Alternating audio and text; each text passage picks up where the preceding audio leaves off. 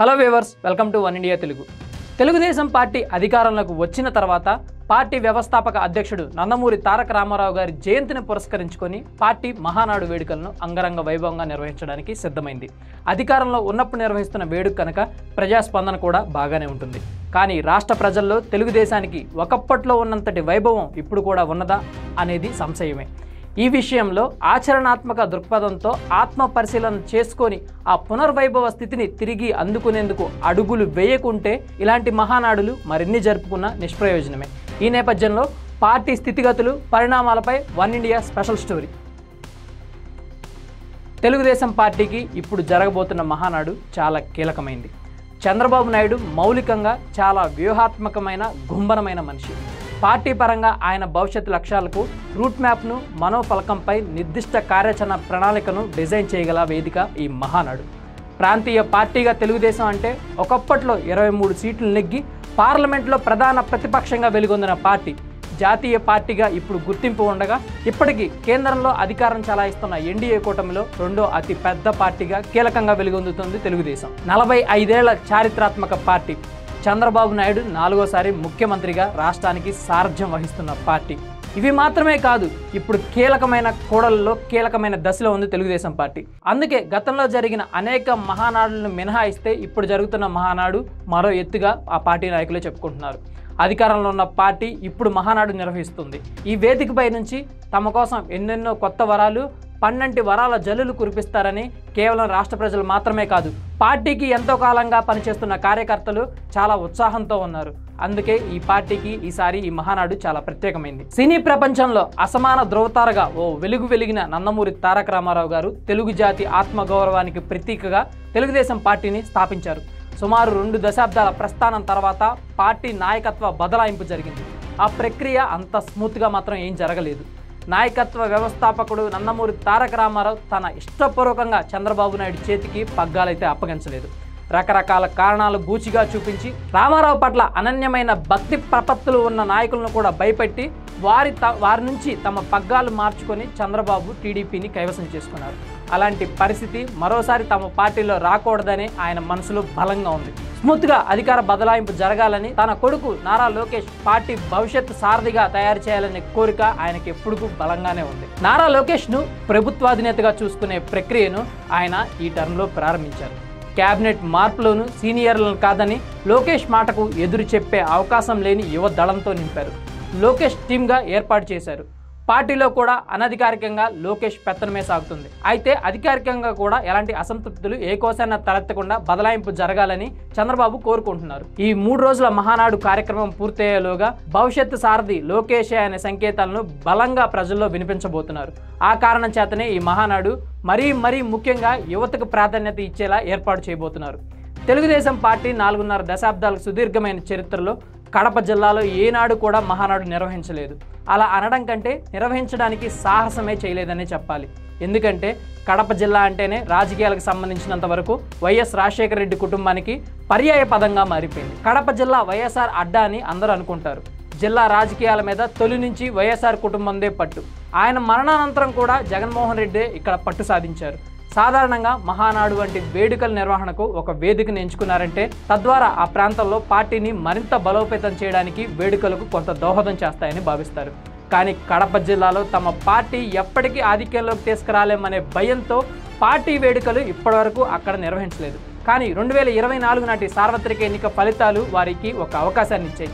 ఆ అవకాశాన్ని మరింత దృఢపరచుకోవడానికి చంద్రబాబు నాయుడు ఈ దఫా ఈ జిల్లాలోనే మహానాడు నిర్వహించాలని నిర్ణయించారు. గత 2 దశాబ్దాల చరిత్రను పరిశీలిస్తే 2004, 2009, 2014లో కడప జిల్లాలో 10 స్థానాలకు గాను తెలుగుదేశం పార్టీ గెలిచింది 1 సీటు మాత్రమే. 2019లో జిల్లాలోని మొత్తం 10 స్థానాలను YSR Congress party clean sweep చేసింది. రాష్ట్రంలోని అనేక జిల్లాల మాదిరిగానే తెలుగుదేశం పార్టీ కడప జిల్లాలో కూడా ఎమ్మెల్యేల సంఖ్యాబలం పరంగా తుడిచిపెట్టుకుపోయింది.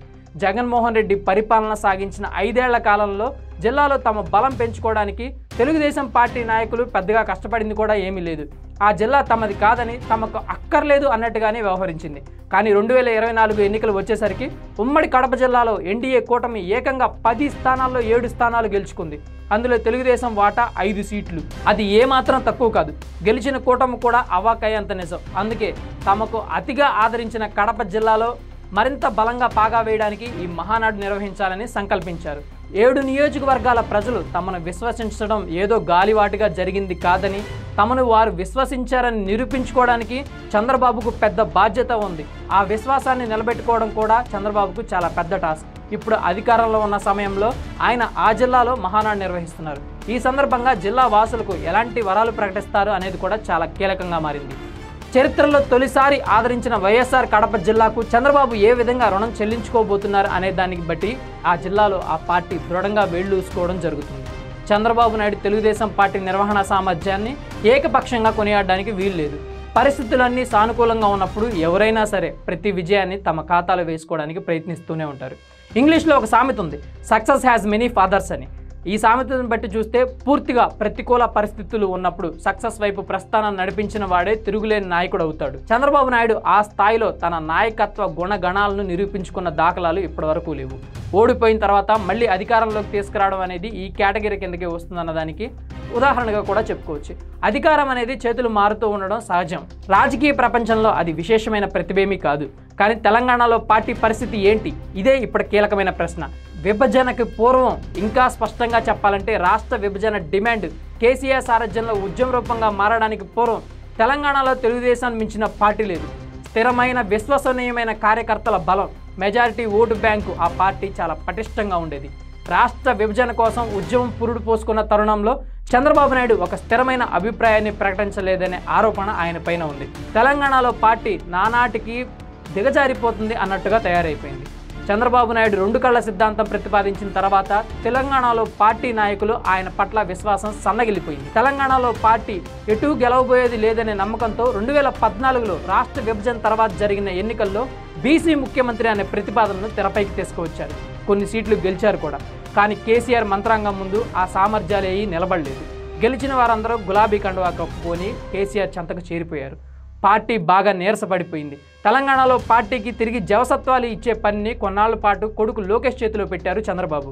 కానీ దానివల్ల విసవెత్తు ప్రయోజనం కూడా లేకుండా పోయింది.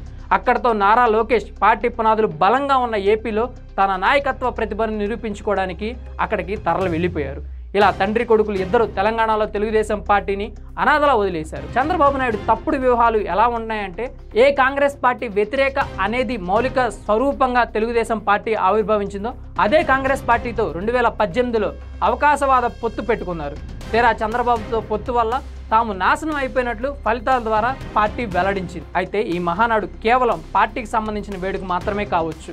కానీ అధికారంలో ఉన్న పార్టీ కనుక ప్రజలు కూడా ఈ వేడుక ద్వారా తమకేమైనా ఒరుగుతుందా అని ఆశిస్తుంటారు. వాటిని చంద్రబాబు దృష్టిలో పెట్టుకుని 2023లో మహానాడు సందర్భంగా ఇచ్చిన హామీలు ఇంకా నెరవేర్చలేదని ఆయన గమనించాలి. కొత్త వరాలు ప్రకటించాలి. పార్టీ పరంగా కనీసం ఆలయాల ట్రస్ట్ బోర్డు పదవులు కూడా ఇప్పటివరకు భర్తీ చేయలేదు. సో అన్యాయం జరిగిందని చాలామంది కార్యకర్తలు వాపోతున్నారు. మహానాడు వేదికగా నాయకులను గుర్తించి కొత్త బాధ్యతలు అప్పగిస్తే మంచిదని చాలామంది భావిస్తున్నారు. మొత్తానికి వేడుకలు జరుపుకోవడం ఒకటే ముఖ్యం కాదు. ఆ వేడుకల తర్వాత అధినాయకుడు ఆయన కొడుకు మాత్రం ప్రతి పార్టీ కార్యకర్త సంతృప్తి ఫీల్ అయ్యే వాతావరణాన్ని క్రియేట్ చేయాలి. అదే ఆ పార్టీకి అసలైన విజయం. ఎందుకంటే గత ఎన్నికల్లో వైఎస్ఆర్ కాంగ్రెస్ పార్టీ గెలిచిన తర్వాత కార్యకర్తల్ని నిలువునా ముంచేసిందనే ఆరోపణ ఈ రోజుకి జరుగుతూ ఉంది. జగన్మోహన్ రెడ్డి అసలు కార్యకర్తలను పట్టించుకోలేదనే ఆరోపణ ఈ రోజుకి ఉంది. అదే భావన తెలుగుదేశం పార్టీ కార్యకర్తల్లో కూడా క్రియేట్ అయితే మొన్న జరిగిన రిజల్ట్ తాలూకా ప్రతిరూపం ఎలా ఉండిద్దో 2029 ఎలక్షన్లో చంద్రబాబు నాయుడికి బాగా తెలుసు. సో ఈ మహానాడు విజయవంతం కావాలని కొత్త సారథ్యంలో తెలుగుదేశం పార్టీ తన మనుగడని ఎనలేని కీర్తిని అలాగే కొనసాగించాలని మనసారా కోరుకుందాం. Thank you for watching. Subscribe to One India and never miss an update.